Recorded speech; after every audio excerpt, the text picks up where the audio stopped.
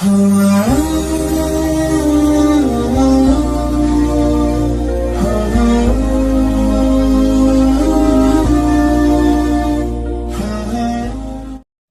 اللہ الرحمن الرحیم۔ صحت اور فرصت کی قدر کرنی چاہیے۔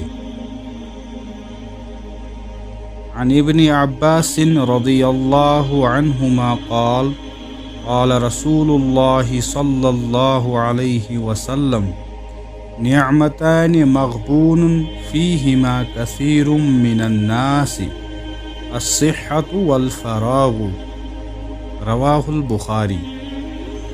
ترجمہ: حضرت عبداللہ ابن عباس رضی اللہ تعالی عنہما فرماتے ہیں، فرمایا حضرت رسول اللہ صلی اللہ علیہ وسلم نے دو نعمتوں کے بارے میں بہت سے لوگ گھاٹے میں ہیں، ایک تندرستی اور دوسری فراغت۔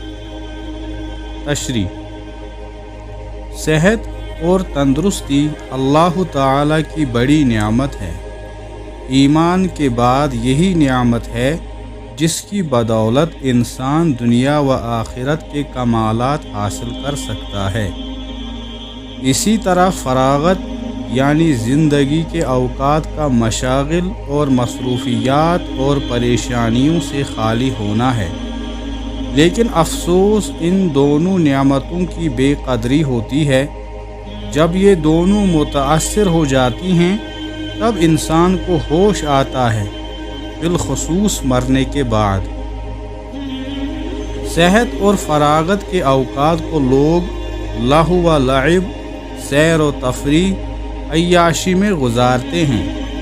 نوجوان کھیل کے میدانوں میں، انٹرنیٹ اور موبائل کے غلط استعمال میں اپنی قیمتی زندگی تباہ و برباد کرتے ہیں۔ دنیا دار اپنی صحت اور زندگی کے ان سنہرے اوقات کو صرف روٹی، کپڑا اور مکان کے معیار کو عمدہ سے عمدہ بنانے کی فکر میں لگاتے ہیں، نہ قبر کی فکر، نہ آخرت کے دوسرے منازل کا خوف، نہ حصول جنت کی تمنا و تڑپ۔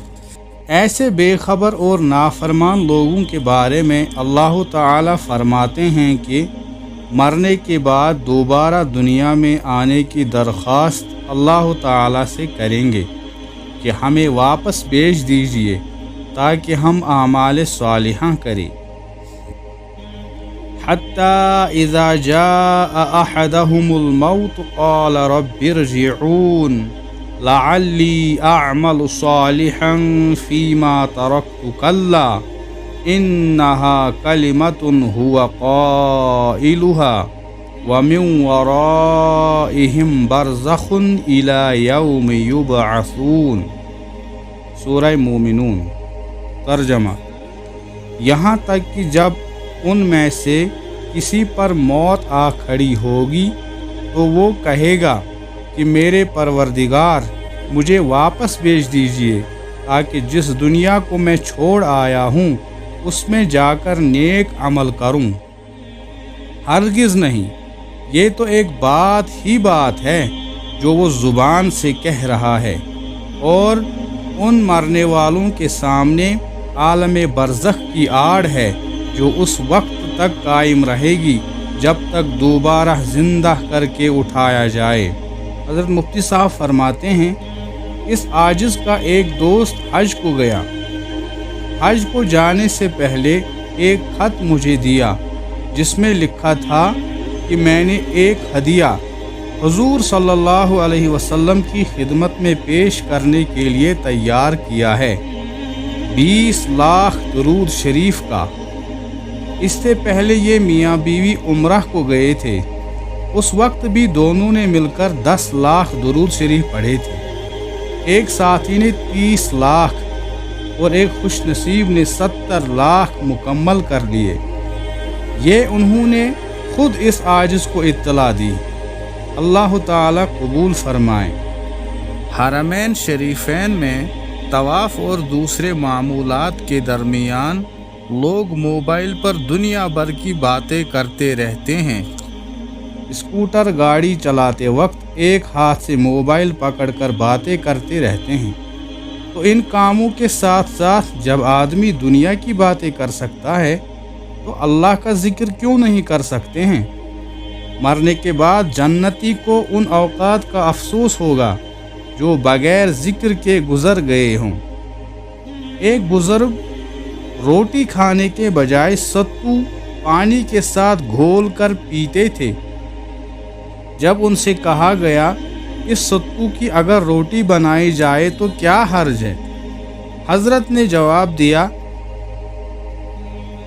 روٹی چبانے میں وقت زیادہ لگتا ہے جس سے ذکر کی مقدار میں کمی آتی ہے، لہٰذا ستو کھاتا ہوں، مقصد تو بھوک کو بجھانا ہے، وہ ستو پھانک کر بھی بجھ جاتی ہے۔ یہی زندگی اللہ تعالیٰ نے حضرات انبیاء کرام علیہم السلام، حضرت اولیاء کرام رحمہم اللہ تعالیٰ کو عطا فرمائی تھی۔ انہوں نے امت کو عمل کر کے بتایا کہ زندگی کے اوقات کی اس طرح قدر کی جاتی ہے۔ استاذ محترم حضرت مولانا مفتی سعید صاحب پالن پوری رحمۃ اللہ علیہ کا ایک واقعہ نقل کرنا مناسب سمجھتا ہوں۔ جب آپ حجت اللہ البالغہ کی شرح رحمت اللہ الواسعہ لکھ رہے تھے، اس وقت چہرے پر فالش کا اثر ہوا، ایک آنکھ کا پپوٹا گر گیا تھا، پتلی انگارے کی طرح سرخ ہو گئی تھی، دیکھنے اور مطالعہ میں دقت ہوتی تھی، علاج جاری تھا۔ اسی حالت میں رحمت اللہ الواسعہ کی اکثر دوسری جلد تحریر فرمائی۔ جب صاحبزادے مولانا مفتی حسین احمد صاحب کچھ دیر آرام فرمانے کے لیے کہتے اور چند دنوں کے لیے کام موقوف رکھنے کی صلاح دیتے تو آپ فرماتے، زندگی کا کچھ بھروسہ نہیں، ایک آنکھ تو کام کر رہی ہے۔